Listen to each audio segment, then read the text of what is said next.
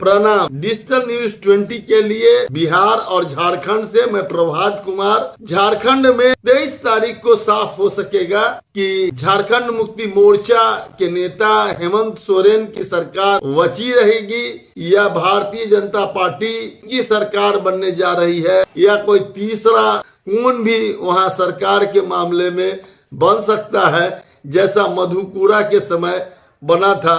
यह सब सवालों का जवाब 23 को जनता को मिलेगा। लेकिन इतना तय है कि जो चुनाव हुए हैं उसमें 25 साल पुराना इतिहास दोहराए जाने की संभावना है। उम्मीद जताई जा रही है, जो वोटिंग हुए हैं दोनों चरणों में और जो जनता का रुझान है, जो जनता जिस तरह से दिख रही है, जहां तक आदिवासी समाज का सवाल है, उनका झुकाव झारखंड मुक्ति मोर्चा की तरफ दिख रहा है। दूसरी तरफ जो गैर आदिवासी समाज है वह पूरी तरह से भाजपा के तरफ झुकी हुई दिखती है।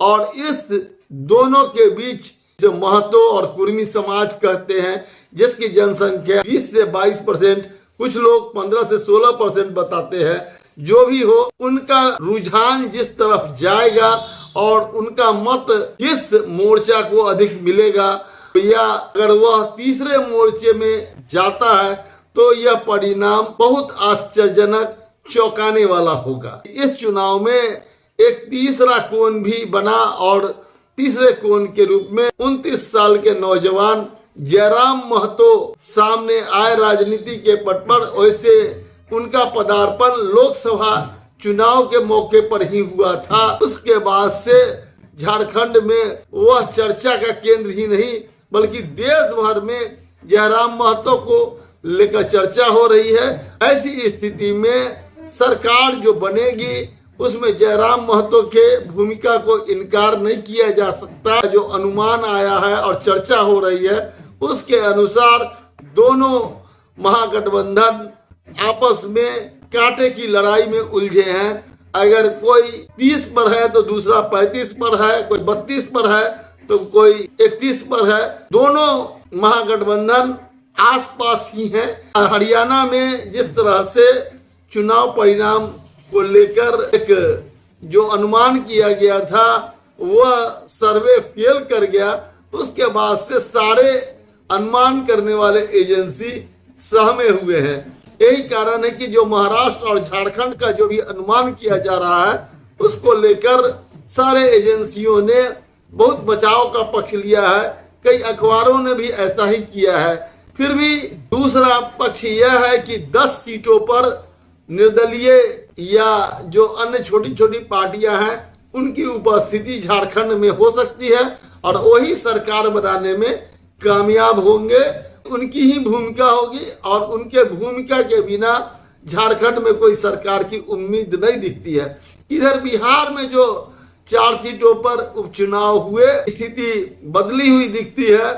जो स्थिति थी उसमें जो 4 सीट में 3 सीट महागठबंधन के पक्ष में था और 1 सीट एनडीए के हिस्से था। लेकिन जो चुनाव का अनुमान आ रहा है उसके अनुसार यह स्थिति बदल गई है और इस स्थिति में 2-2 भी हो सकता है और 3-1 का भी अनुपात सामने आ सकता है। जहां तक इमामगंज का सवाल है, जहां केंद्रीय मंत्री जीतन राम मांझी की बहू लड़ रही है चुनाव, वहां उम्मीद जताई जा रही है कि इस बार परिवारवाद का उपचुनाव में सुपड़ा साफ हो सकता है और ऐसी स्थिति में दीपा मांझी के लिए खतरा है। यही हालत तरारी में भी बताई जा रही है और कई सीट पर। बेला में जो मुख्यमंत्री नीतीश कुमार हैं, उनकी उम्मीदवार मनोरमा देवी की जीत का अनुमान किया जा रहा है। वैसे ये सारा मामला अभी ईवीएम की पेटी में बंद है और 23 तारीख को ही तय होगा कि बिहार में नीतीश कुमार का वजन भारी होता है या तेजस्वी का पलड़ा भारी होता है। बहुत बहुत धन्यवाद, प्रणाम। तमाम लेटेस्ट खबरों को सबसे पहले देखने के लिए सब्सक्राइब करें डिजिटल न्यूज 20।